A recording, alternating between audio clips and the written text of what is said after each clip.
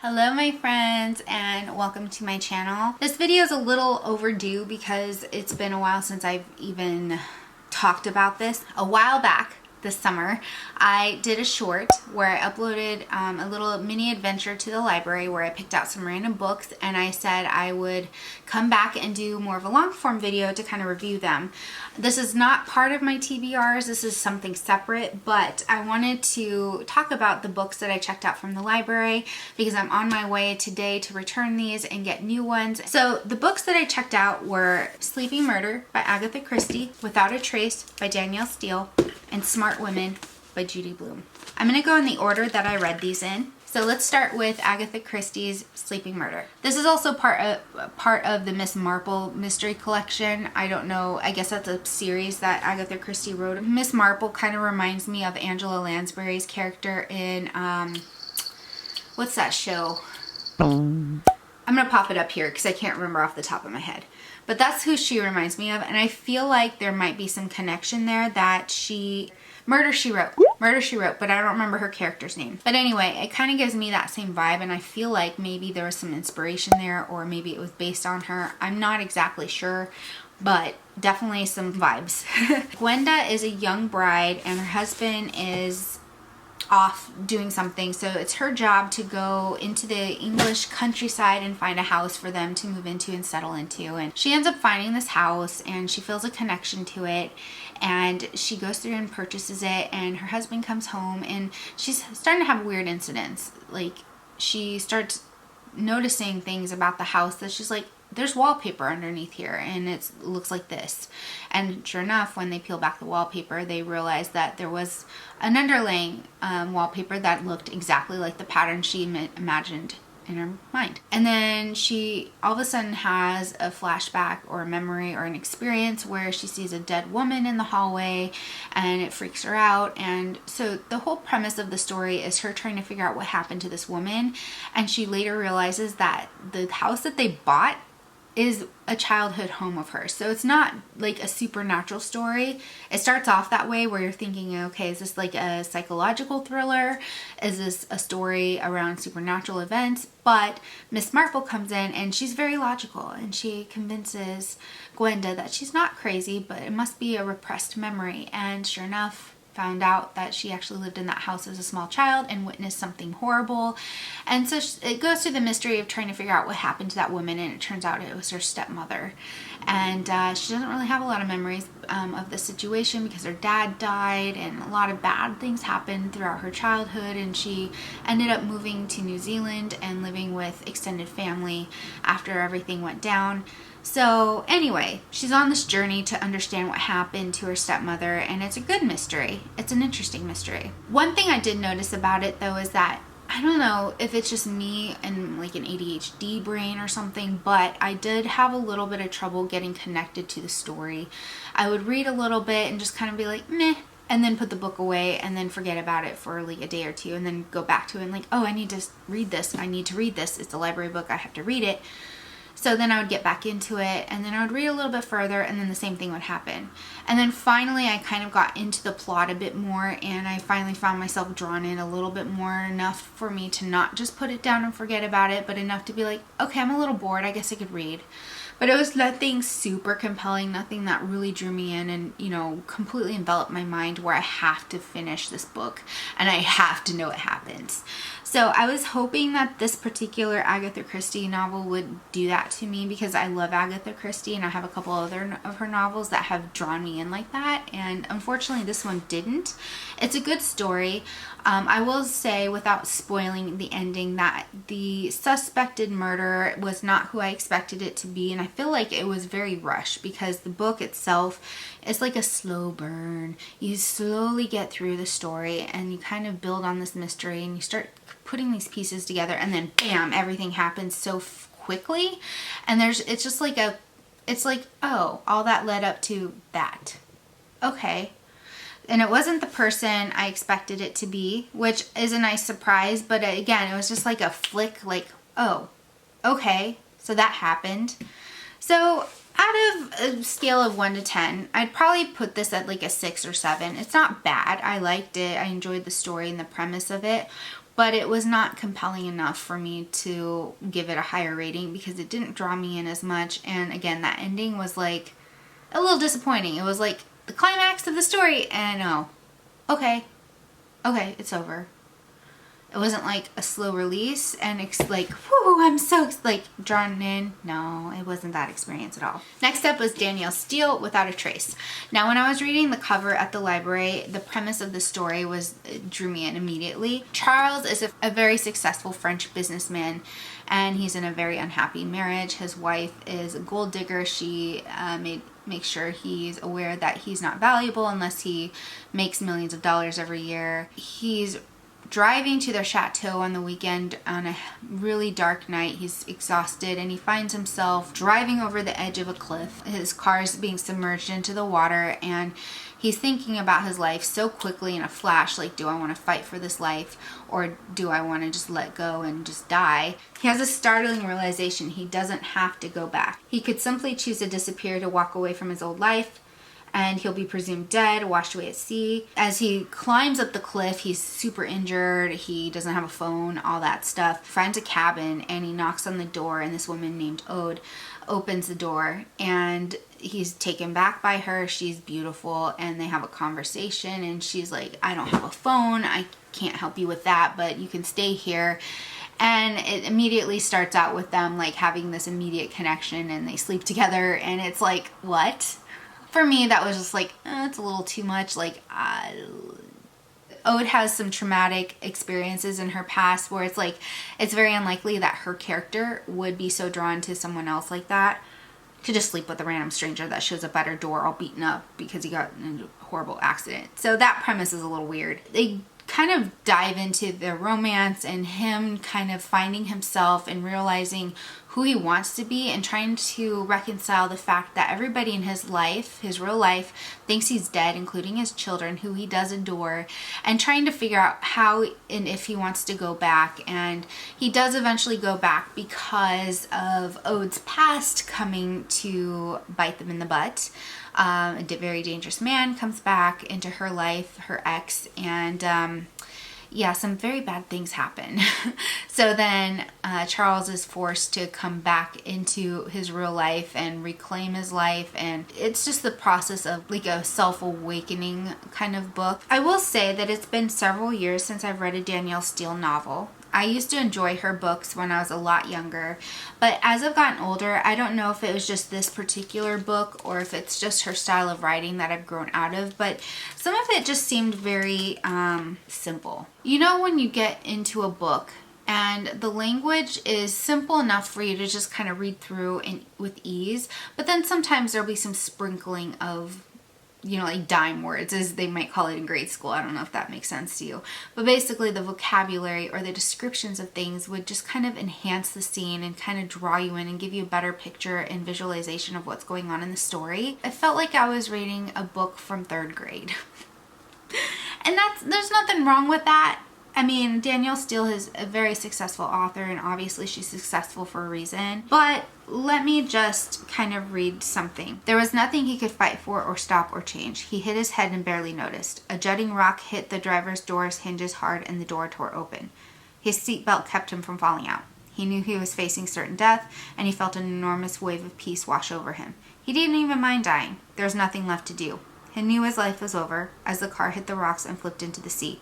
He had never expected dying would be this easy. He wasn't afraid. He was relieved. It was over. And the descriptions are simple enough that anyone could read this and understand what's going on, but sometimes I just like that literary treasure trove of vocabulary and descriptive words that really just draw you in and really give you that extra oomph, you know what I mean?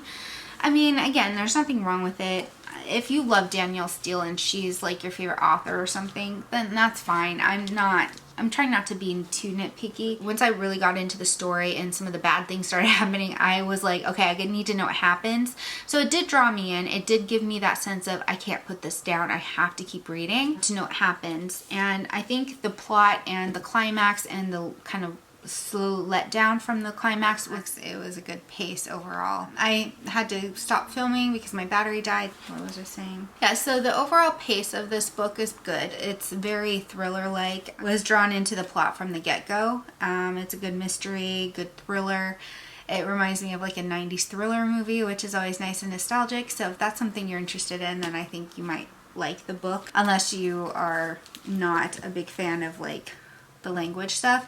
And another thing I want to touch on real quick is Danielle Steel is known for being a romance novelist, but when I was reading through this, I mean, aside from the weird romp that they had in the beginning, I didn't remember this about Danielle Steel novels, is that the romance and the sexualization, the sexy, steamy scenes are very minimal. Like, it's definitely not one that you're gonna be like, whew, I gotta, like, you know, it's not one of those kinds of books at all. And Danielle Steel kind of has that rep for being a romance novelist, but I feel like there are other authors who really dive into that and really lean into that a lot more. It feels very PG in comparison. So anywho, so there's that book. On a rating of 1 to 10, I think I would give this a 7. Not because it's the most thrilling novel, it's not like the most amazingly written novel, but I like the premise of it. It did draw me in, and that is the big piece for me with my summer reading, is that I wanted to be drawn in. I wanted to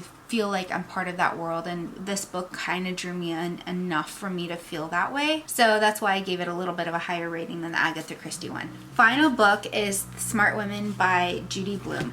Now, if you do not know who Judy Blume is, she's kind of like the woman who has written books for all parts of our lives. Are You There, God, It's Me, Margaret is a pretty classic novel that she's written for adolescent girls. This one is for women who are a bit older and more established in their lives, and she's also written a lot of children's books, the Fudge series. Yeah, she's written a lot of novels throughout the years. Like, you grew up with her books in a lot of ways. So when I saw that this was at the library, I was like, that sounds interesting. I want to check it out.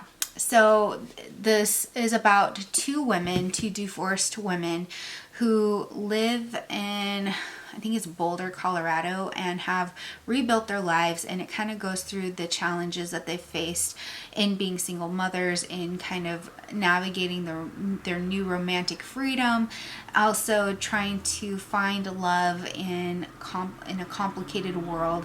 This was written in the 1970s, I believe, so there's some cultural references to that, but a lot of it still feels very relevant and very modern, and I love that about this novel. The main character in the story is Margot, and she has two children who are teenagers. Her daughter is also another character who we follow throughout the story, and then another woman, BB. She is an interesting woman, let's just put it that way. I'm gonna just read the back synopsis for you, and then I'll just kind of fill in. Margot and BB are each divorced, and each is trying to reinvent her life in Colorado, while their respective teenage daughters look on with a mixture of humor and horror.